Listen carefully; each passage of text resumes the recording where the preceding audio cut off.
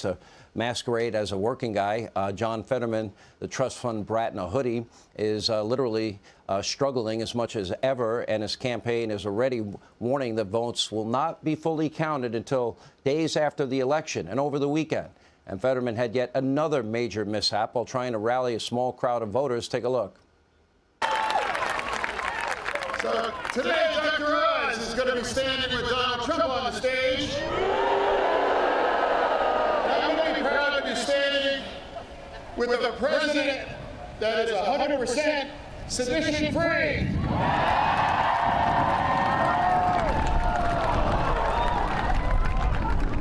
I'm ready to serve Pennsylvania. Do you see every American flag go whopping down there? Anyway. But Dr. Oz, he is surging at just the right time.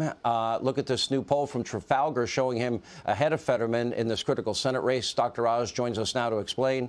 40 is still close. By the way, good to say hello to all our friends in Pennsylvania. And I love cheesesteak, so I'm not going to be eating Chef Boyardee tonight. Well, I'm proud of you. Actually, I'm in Montgomery County. I've been traveling the whole Commonwealth.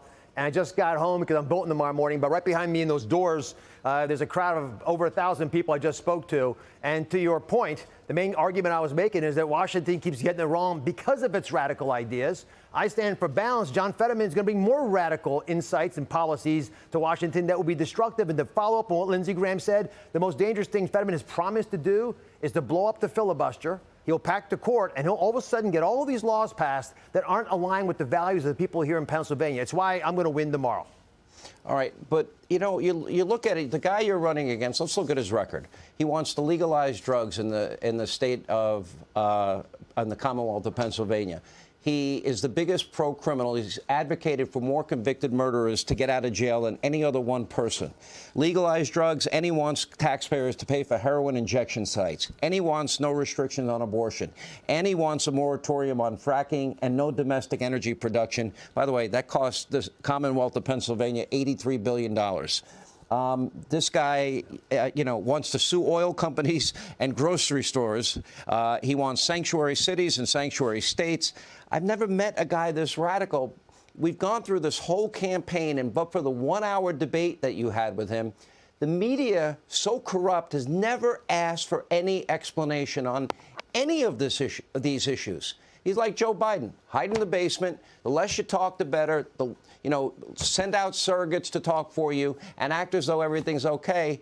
And the media lets him get away with that. That's fundamentally unfair. Having a debate, 5 weeks after voting starts, that's fundamentally unfair. To me, those are things that need to change in the future. Your thoughts?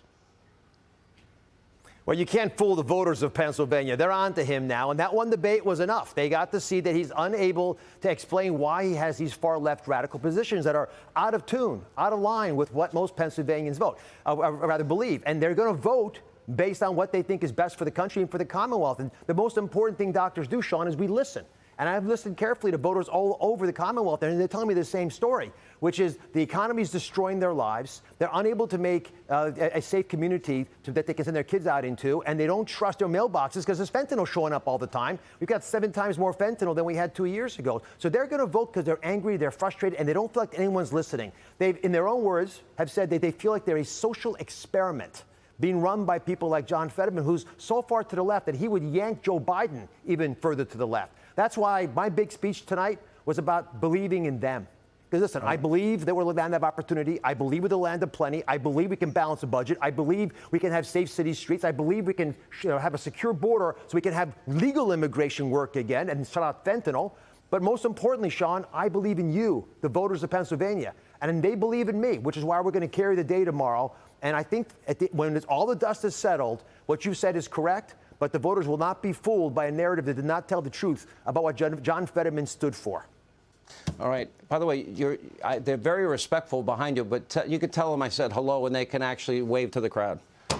He's saying hi. You can cheer. Mom. I'm on TV. Hello. I couldn't get them quiet. They wouldn't stop. They were being very respectful. By the way, Dr. Oz, is it healthy to eat Chef Boyardee? Because that's a Democratic plan. If you can't afford groceries, it's only $1.99 a can. Is that a good idea?